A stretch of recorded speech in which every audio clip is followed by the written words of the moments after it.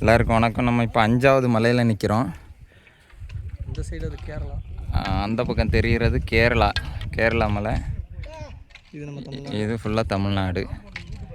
கீழே பூமி எவ்வளோ கீழே இருக்குது பார்த்தீங்களா? நம்ம இப்போ ஒரு கடவுள் மாதிரி பூமியை விட்டு மேலே வந்தாச்சு நாங்கள்லாம். ஆமாம், இன்னும் நம்ம போக வேண்டிய இடம் இருக்குது. இன்னும் சொர்க்கத்துக்கு போக அங்கே மேலே ஒரு சின்ன பாறை தெரியுதுல்ல, அங்கே வரைக்கும் போனோம். இப்போ நம்ம ஒரு 40%. இப்போ ஒரு 40% நம்ம வந்திருக்கோம். இப்போ நம்ம வந்த வழியை பற்றி நம்ம நண்பர் சொல்லுவார். சிவனை பற்றி சொல்லுங்கள்.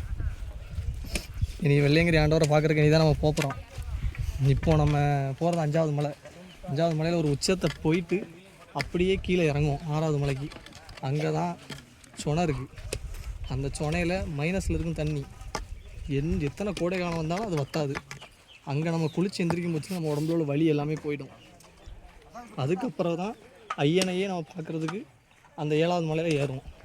இந்த 6 மலையில் பட்ட கஷ்டத்தை அந்த ஒரு மலை நம்மளை காட்டும். அவர் வந்து சாதாரணமாக நம்ம பார்க்குற மாதிரி இருக்க மாட்டார்.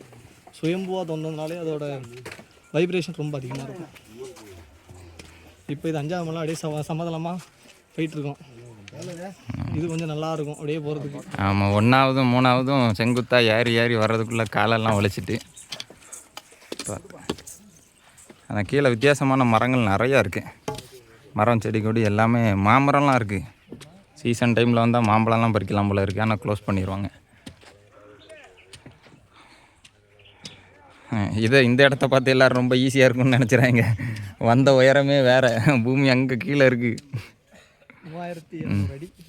3200 அடி மேலே இருக்கோமா. நமக்கு இதுதான் ஃபஸ்ட் டைம். நண்பர் எல்லா வருஷமும் வரக்கூடியவர். அவர்கிட்ட கேட்டு போய்கிட்டு இருக்கோம். பாப்போம் நம்மளால் மேலே வரைக்கும் போக முடியுதான்னு. மேலே போனேன்னா மேலே இருந்து வீடியோ போடுறேன். நன்றி.